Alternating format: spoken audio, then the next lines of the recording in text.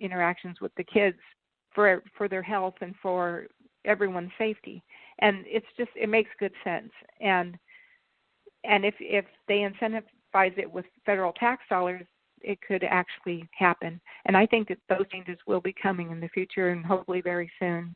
Yeah, anytime you talk about grant money and additional monies, they will definitely get their act right together.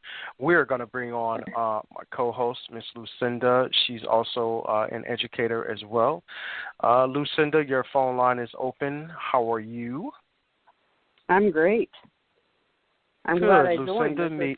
This is something that I'm passionate about. I'm glad Absolutely. you joined, too. Our kids deserve it.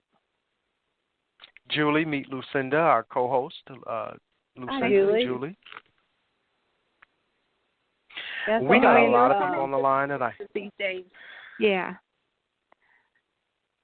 And the resources are free to anyone online. You can find nonviolent child discipline resources. And I know good ones off the top of, 3 good ones off the top of my head. One is sparethekids.com. And that's run by Stacey Patton, and she's an author, and she's a very strong advocate for nonviolent treatment of children, especially in our schools. And another is .com, and that is run by Asada Kirkland, and she wrote a book, and it's excellent. And she passes it out. I believe she's based out of Chicago, and she meets people on the bus or whatever, and she shares her book and her time, and she talks to people. And she's just a lovely, life-out-loud type person. And the last one I can think of off the top of my head is Project .net. And that's repeat that again because you're breaking up. ProjectNoSpank.net. That's clear. Thank you. So those are all places people can go online to learn more about nonviolent child discipline. There's also Julie, PBIS. Oh, PBIS? Go ahead. Yeah. Yeah. Mm-hmm. In schools, which we're moving more toward that and restorative justice. And I think that those are much better ways to approach when a child's having, not to punish them, but to try to get to the root of what's causing it and how can we help. Absolutely. I just wish we had advocates like this when I was growing up. I know. I've heard that, and you see so many comments. I was definitely a victim. Yes. Yeah, I was just going to say that I was definitely a victim. Like, I grew up in Illinois, in a small town, and the school that I was attending, they spared no shame. They would whip you with a paddle, a wooden paddle, a rubber paddle, a yardstick, just whatever. And I got it pretty regular in school, I tell you. It was just horrible. I hated school. I can't even imagine what it's like to witness that, much less to have it done to you. That would be horrifying and terrifying. I just can't imagine it. And I wouldn't want that for my child. I wouldn't want them even to be in an environment like that. That's just one aspect of the abuse. Not to mention, You've got children being restrained. You got children being in seclusion, the whole school to prison pipeline. We've got that going on as well. And it's just one after the other. And unfortunately, we just don't put as much thought and effort into what's going on with our kids as we need to, because we can't trust the people in charge that are working in these schools or whatever. They're exposed to whatever that person's issues are, and I think most educators are good, but there are some who are abusive, and it's a tragic thing. Some of the things that happen in the schools, it's been detailed in other investigative reports. Back in 2009, there was a CBS investigation by the United States Government Accountability Office that found that abuse in schools is widespread. And since then, really not much has changed. And we are starting to see changes. This ProPublica did that investigative report there in Illinois in the schools, and the governor jumped right in to take emergency action to halt the isolated timeouts in the schools. Yep. And that's good. We're seeing progress because when we have reports like that, it sheds light where it needs to be so that people are more aware of it. And when abusive situations are happening to children, they're so innocent, people demand that, we change that. So this is going to happen. Yeah, it's definitely going to happen. We're going to continue to fight this fight and advocate for these children because they are certainly a significant part of our future. And we have to protect them. If we don't protect them, no one else will protect them. These are our doctors, lawyers, educators, scientists, geologists, NASA. We need them. We need them. And if we are stunting their growth and their future now. They're important in somebody's life now, and they will be the rest of their life. And we need to make sure that we're treating them right. It matters. And it doesn't matter. They're the person that serves our food or whatever. I mean, all of those, all people matter. It doesn't matter where they come from. And to treat them differently based on where they live, because this is what it comes down to, is zip codes. And right, exactly. That's not acceptable. And, the United States is the only nation that has not signed the United Nations Treaty Treaty for Children, saying that children deserve not to be abused, etc. We're the only nation that won't sign that because I wonder why that is. Folks want to believe that their children are their property. And, if they want to beat them, they can, which is not okay. So I think that we'll get there. It's just been a struggle. But it's a struggle that's worth it. The fight, it's worth it. So, and raising awareness, which we're doing that. And like I said, they're using our words now.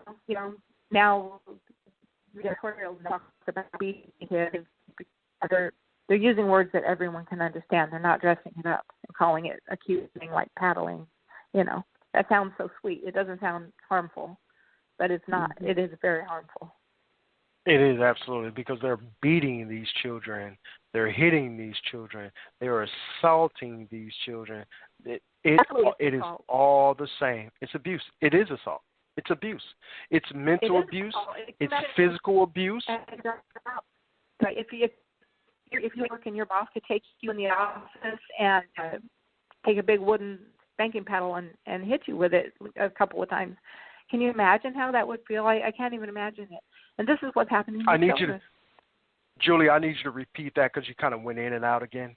Just repeat what you just said. I want to make sure that we have that clear. If your employer could take you and paddle you in an office for being late, say, this is what our children are facing. And it is assault. And the only group of people that are government employees, people who work for schools that are paid tax dollars, after children and to teach them,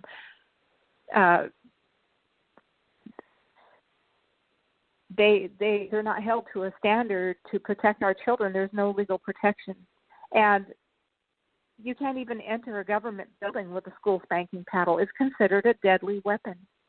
Another fellow advocate had gone up to the U.S. Supreme Court building, and the security people at the U.S. Supreme Court building told her that was considered a deadly weapon.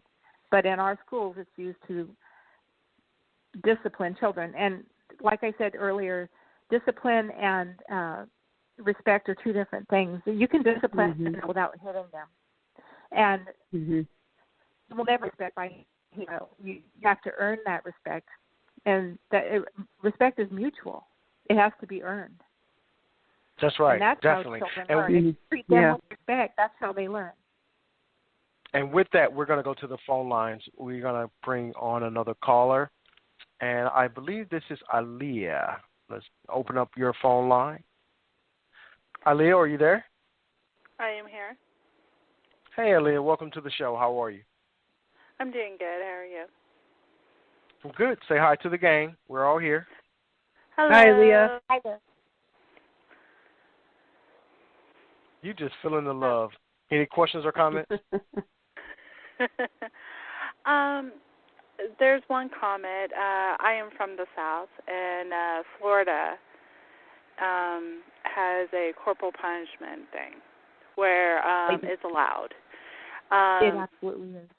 As a matter of fact, that I actually had to sign a paper when I put my child into school, whether I want them to be spanked at school or not. And I chose not. I'm not going to have someone spank my child type thing. Right. Yeah, so what you're saying is correct. I remember when I was back in school, you always see the same kids get a paddling. And there was one time my brother got in trouble, and they actually called my father from work and had him come down and paddle my brother at school while the principal watched. I've heard of that before. I can't imagine it because I don't spank my children. I don't hit them. I wouldn't do that. And see, kids don't know they can say no. My brother was in for paddling so much that he knew to wear at least 5 to 6 pairs of underwear so he wouldn't feel it. Oh, yeah, and even that, you're still going to feel some stuff. I'm telling you. Listen, I got my butt whooped in school so much, and I would get it from my first grade teacher, my second grade teacher. On one incident I remember. My first grade, second grade teacher whooped me, took me to the principal's office. The principal wouldn't whoop me because we were family. However, she called the PE teacher, big, strong guy, almost 6 feet tall, right? He whooped me. When I went home, I got whipped. So I got my butt whooped. When I tell you, when I went back to school, my butt was sore, swollen, bleeding.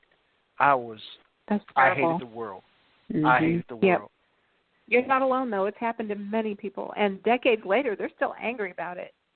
It's psychologically traumatizing to some people. I mean, well, they maybe experienced the very severe, like your incident there that you just described.